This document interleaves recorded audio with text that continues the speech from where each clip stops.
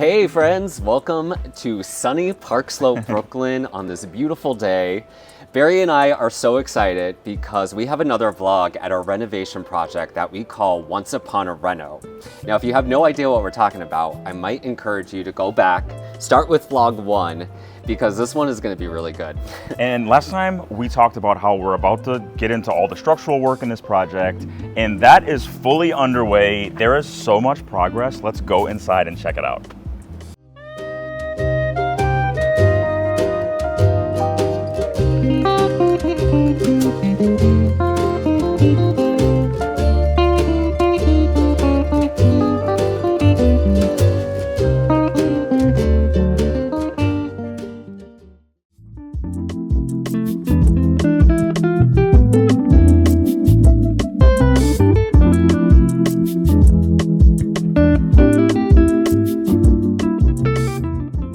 All right, so welcome inside the parlor floor, and you might notice it's a little darker than last time you saw it.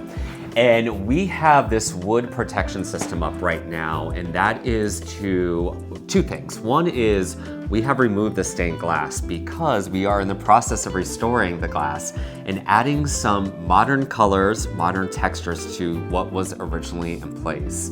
We are reworking this vestibule area over here, but we're also carefully protecting all of the beautiful woodwork that's underneath it.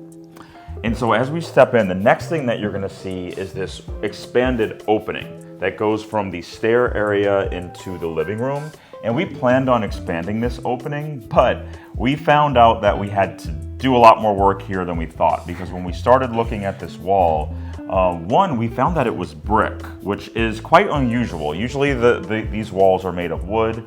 Sometimes they're brick lower down in the house, but up this high it's wood. This was brick, and unfortunately the brick was leaning quite a bit. It was out about 2 or 3 inches. It's been there a long time. It was probably leaning like that for a long time. But we had our structural engineer look at it, and they required us to remove it completely because they felt like it was leaning just too far.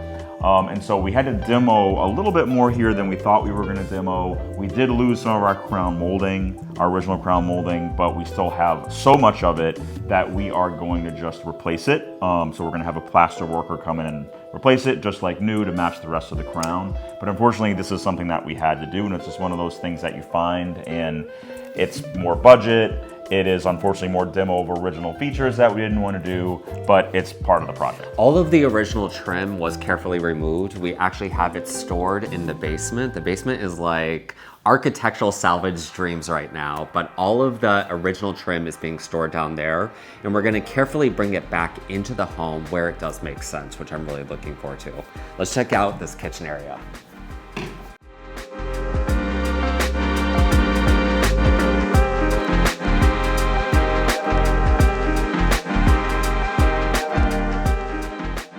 All right, so we are in midweek here at Once Upon a Reno, and we had asked everyone to stop what they're doing for a second because this is a key moment in this project and we're right in the middle of it. So things have been really loud, but you might notice that we're flooded with natural light right now, and that is because we are opening up this entire back wall. And we just finished removing all of the bricks here, and we are flooded with natural light. It is gorgeous. I'm already getting a sense of what it's looking like, and I'm really excited for it, but it's not an easy thing.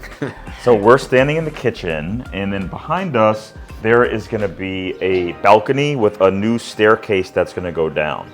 So what you see, this whole area right here is a really big extension that was built onto the building a very, very long time ago, possibly even originally, we're not exactly sure, but it's been here for 100 years easily.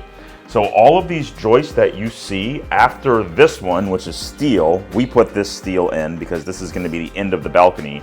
All of the ones after that are gonna be gone. Say goodbye. And so we're gonna have a view down into the family room. It's gonna be beautiful. We're gonna have a black and white checkered tile down there. It's gonna be gorgeous. And then in this area right now where there is no wall, we're gonna have 2 stories of glass that's gonna overlook the backyard. And you can see right now with the steel that we just put in place where the framing is gonna happen for the steel and glass, the back wall over here.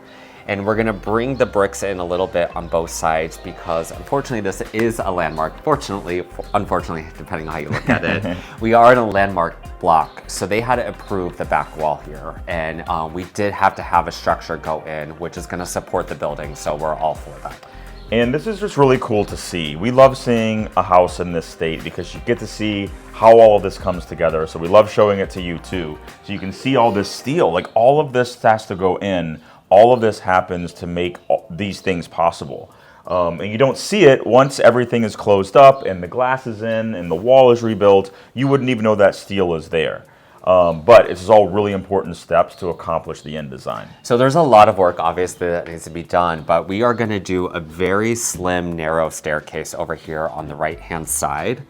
I'm really excited for that checkerboard floor. I think it's gonna reflect beautifully from up here on the space, but I'm also really excited because we're gonna bring in a little breakfast nook over here. So they're gonna have a really nice area for them to sit, enjoy while looking out on this beautiful steel and glass structure that we're putting in place. So we're looking at it from the parlor floor, which is the second floor of the double height space, but let's go down to the garden floor and see what it looks like from down there. So before we go outside, just a quick glimpse of the garden apartment. And this is that first floor here.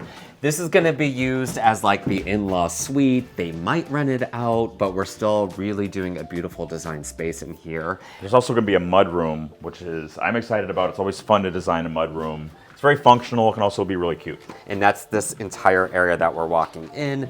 And this is going to lead into that jaw-dropping family den space that you're gonna get the illusion of this beautiful cozy space, but you're gonna have that double height because right now we're underneath those joists from that parlor floor that are gonna be removed that Barry was talking about earlier. So when you stand here, this is going from the family room into the double height space.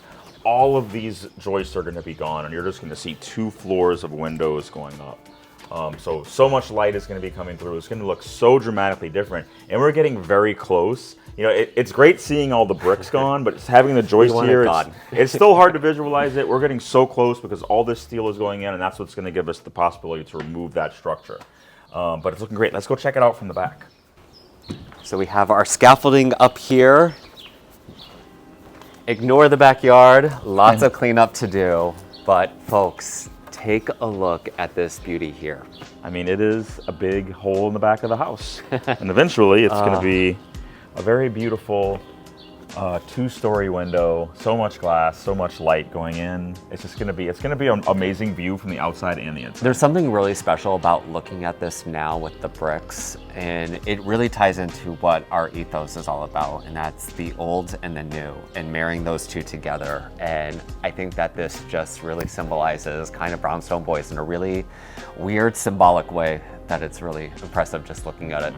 So we're moving a lot of joists out of this house and we're putting in steel, but it's not a bad thing because look at the shape of this one's in. This is termite damage. So, you know, this is 150 years old. It's been here for forever. And we see this a lot in the back of the house because of the backyard and the trees is where the termites live. So towards the back of the house, we'll see this type of damage. When we see this, we have to replace this. Yeah, this is what was supporting the house. That is not okay, folks. And a lot of people question why their floors sag and why all of the unleveledness, and especially in the back of the building, and it's because of these damaged joists.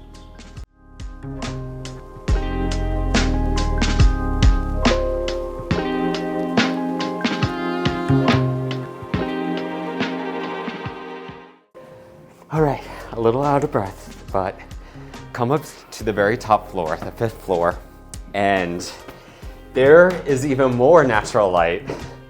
Because guys, check out these beautiful skylights that are now in. So we had to come up with a solution to accomplish this that fit into the budget.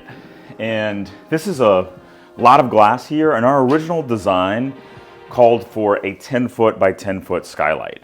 So one skylight that was 10 by 10.